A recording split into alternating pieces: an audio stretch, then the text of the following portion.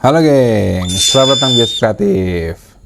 Nah, jadi ceritanya gue tuh tadi baru nonton film agak lain, geng. Dan menurutku itu film komedi horor, thriller, drama, paket komplit lah. Yang sejauh ini yang terbagus di tahun ini yang pernah saya tonton. Film agak lain, gengs. Nah, jadi gue bakal nge-review film agak lain yang juga ada rumah hantunya bareng burung hantu nih, gengs. Kayak seru ya.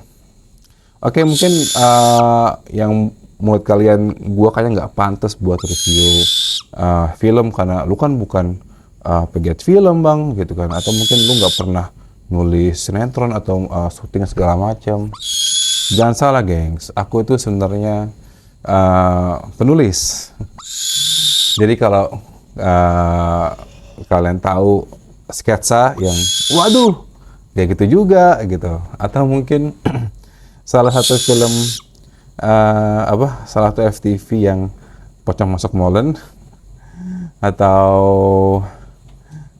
yang lain itu gue terlibat di dalamnya, baik sebagai penulis, astrada, pokoknya juga gue termasuk orang yang bergerak di bidang broadcasting.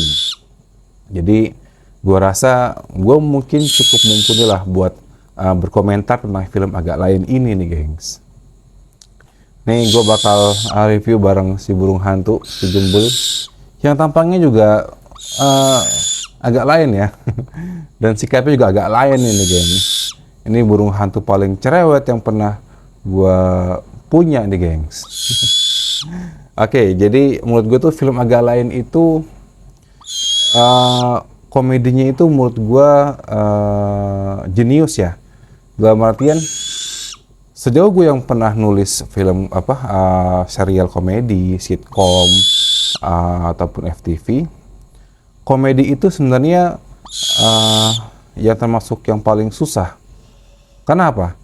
Karena kalau komedi itu tergantung selera, gengs. Menurut gue lucu, belum tentu yang lain lucu gitu. Jadi intinya yang paling banyak orang menganggap itu lucu, makanya itu susah. Dan film agak lain itu merupakan dia bisa mendeliver secara humor setiap orang, hampir satu orang ya. Karena itu patokannya adalah di bioskop, di teater itu banyak banget orang yang ketawa. Itu keren banget. Dan penontonnya 2-7 juta loh, gengs. Gue tinggal nunggu aja nih manusia silver dan emas nih dari film agak lain itu tuh. Chef Gorengga, Indra Jegel, terus Benedion sama Boris Bokir. Nah, oke. Jadi menurut gue film agak lain itu dari sisi komedi itu jenius. Dia bisa mengemasnya dan kan yang gue tahu mereka juga basicnya adalah komedian ya, stand up komedian. Kan biasanya tuh kalau stand up komedian itu biasanya tuh joke-nya itu humor-humor itu segmented, dan ini menurut gue dia bisa mendeliver ke selera banyak orang gitu. Terbukti penontonnya udah 7 juta kayak gitu. Berarti dari sisi penulisan di komedi itu masuk banget, bukan cuma sekedar tempelan, gengs. Terus dari segi alur itu padat banget, gengs, dan itu komplit. Setiap tokoh itu mempunyai porsi-porsi yang proporsional menurut gua. Itu keren banget. Terus dari sisi drama, love story-nya itu dapat, dan waktunya emang lama ya, sekitar 2 jam, dan tapi itu pas, gengs, karena setiap alasan, setiap bridging-nya itu pas banget, gengs, kayak gitu. Terus menurut gua film agak lain itu adalah format seperti film warkop di zaman sekarang. Ya, gue tahu dan gue kira mereka sengaja membuat seperti format warkop. Setiap tokoh mempunyai karakter yang masing-masing dan tetap di nama itu. Dan gue yakin mungkin kedepannya mereka bakal berperan sebagai jegel, apa namanya, bos blokir, tapi dengan profesi yang berbeda, sama seperti Warkop. Dan itu menurut gue bagus. Tinggal bagaimana konsistensi setiap komedinya itu seperti apa, dan alur ceritanya seperti apa, gengs, kayak gitu. Terus yang berikutnya adalah yang membuat gua kagum, dia tuh bisa mengangkat apa namanya, kedaerahan dari film itu. Kan yang gua tahu mereka tuh emang apa namanya, backgroundnya adalah orang Batak lah gitu kan, dari suku Batak kayak gitu.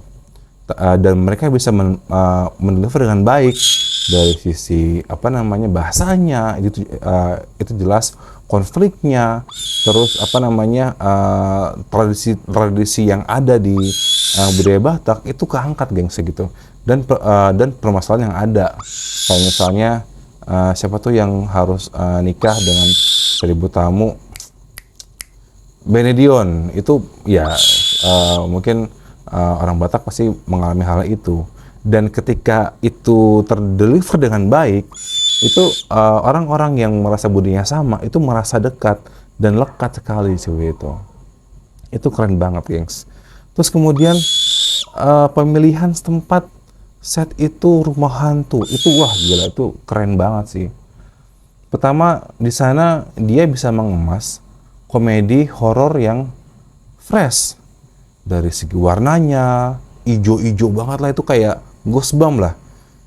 Mungkin kalau kalian pernah lihat Ghostbump tuh mirip banget, moodnya dapat kayak gitu. Jadi memberi kesan ini komedi tapi tidak berat, dan ini yang fresh gitu, komedi horor gitu.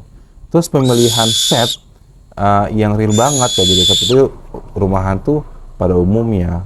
Padahal sebenarnya yang gue tuh cuman L doang gitu kan, tapi dia bisa mengemasnya dengan baik kayak gitu.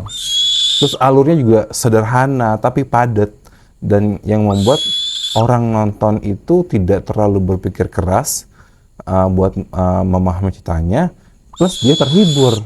Itu yang menurut gue keren banget, gengs, gitu. Dan sama seperti sifat karakter si Jembul ini ya, burung hantu gue, dia tiap tokoh itu mempunyai karakter yang kuat, sama seperti burung ini, karakter kuat.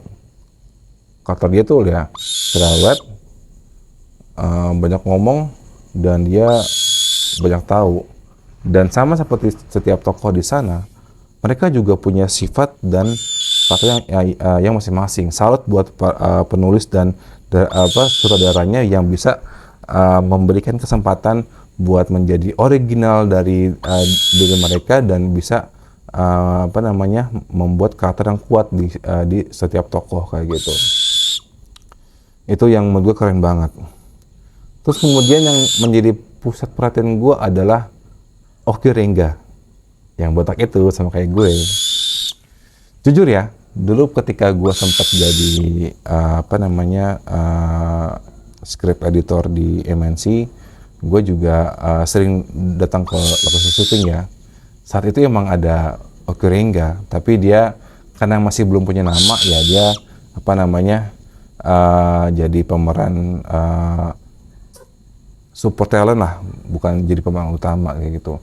Dan saat itu gue belum bisa melihat karakter dia yang kuat banget kayak gitu. Tapi di film ini karakter dia itu kuat banget, gengs. Sifat Bataknya seperti apa, terus kemudian dramanya juga dapat ketika dia sayang sama ibunya kayak gitu, tapi juga tidak menentukan sifat nakalnya nih gitu. Dia nekat buat diam-diam gadein rumah kayak gitu, tapi ternyata dia bisa mengembalikan sertifikat rumahnya kayak gitu. Tapi ya itu pencampuran sifat itu tuh yang sisi sifatnya tuh dari kasih sayang, tapi juga masih ada bandelnya, itu dapat banget kan. Dan konflik persahabatan itu yang menurut gue tuh lekat banget di setiap konflik persahabatan yang ada. Itu mungkin itu yang membuat para penonton itu merasa lebih dekat dan merasa terwakili sama persahabatan mereka, geng, kayak gitu. Pokoknya keren banget lah. Mungkin buat kamu nih, lu semua yang belum nonton, mumpung filmnya masih ada, mending nonton deh. Karena menurut gue itu salah satu film terbaik di tahun ini, sejauh ini ya. Itu, dan menurut gue PH-nya Ko Ernest Imaginary, dia sudah sukses membawakan idealismenya, karena mengangkat kelokalan dari setiap budaya di Indonesia buat dijadikan film dan berhasil. Ya meskipun sejauh ini baru budaya Batak ya, kan yang pertama itu film apa tuh yang pertama tuh? Gue lupa. Aduh, film pertama Imaginary. Aduh lupa. Pokoknya itu yang kedua tuh agak lain kayak gitu. Itu menurut gue keren banget. Terus apa lagi ya? Mungkin yang belum tahu yang belum nonton filmnya, gue kasih sedikit teaser ya. Jadi gue kasih sedikit sinopsis simple. Jadi intinya adalah 4 orang Batak nih, yang dia itu yang membangun membuka usaha rumah hantu di sebuah pasar malam kayak gitu. Terus cerita tuh dimulai dari si Oki Rengga yang mantan napi, terus dia baru keluar dari penjara mencari pekerjaan. Awalnya dia itu kocak banget tuh, dia jadi yang kayak kalau orang nimpuk bola terus dia jatuh, nah itu kayak gitu. Terus ya hidupnya jadi dibanci, gokil banget. Terus kemudian dia kesal dengan sikap dari bosnya, akhirnya dia gabung ke rumah hantu nih kayak gitu. Dan dari situ cerita dimulai dari hantu yang biasa aja. Ini gue tuh baru 15 menit awal tuh gue ngakak banget, guys. Apalagi si Aci itu yang ngomong, ini mah bukan rumah hantu tapi rumah orang miskin. Wah, rumah orang miskin. Terus natural banget lah gitu cara ngomongnya. Terus kemudian emang bener-bener kayak rumah hantu nggak ada harapan gitu kan. Apalagi ketika si Jega tuh pakai baju pocong gitu kan. Terus pakai sendal gitu. Ini bukan pocong tapi bawa masuk angin gitu kan kalau nggak salah. Terus cerita bergulir. Sebenarnya kalau dipikir-pikir tuh simple banget, geng, ceritanya. Simple aja. Intinya ya 4 orang sahabat yang membuka usaha rumah hantu. Terus akhirnya dia rumah hantunya bisa sukses karena tidak sengaja membuat meninggal seorang itu caleg kayak gitu karena serangan jantung. Dari situ mengalir dengan begitu cepat, jadi durasi yang 2 jam itu kayak ngerasa sebentar, gengs gitu. Bahkan ketika gue nonton sama bini gue tuh, dia tuh kan di tengah film tuh kebelet kencing ya, pengen kencing tapi dia pengen nahan karena nggak mau kehilangan alur ceritanya kayak gitu. Karena menurut dia tuh ya itu sayang banget kalau kehilangan alur ceritanya. Karena gue sama bini gue emang tipenya sama, paling males nonton film yang kedua kali karena menurut gue itu nggak ada elemen of surprise-nya, guys, kayak gitu. Ya oke, mungkin itu aja review gue tentang film agak lain ya. Penilaian gue itu dari 1 sampai 10 itu menurut gue 8 ya. 8. Itu udah keren banget lah. Kalau kalian suka dengan konten seperti ini, silahkan komen. Mungkin film apa lagi yang harus gue review. Boleh dari film di bioskop, atau mungkin di Netflix, atau mungkin dari OTT lain. Silahkan komen.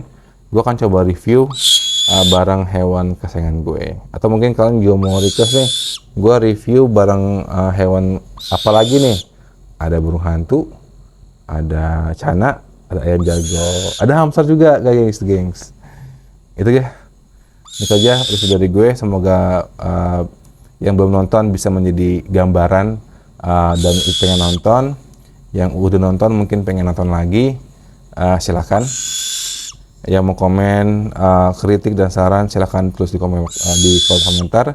Sebarkan video ini sebanyak-banyaknya kalau bermanfaat, dan jangan lupa subscribe, karena subscribe itu gratis, guys. Terima kasih telah menonton. Assalamualaikum.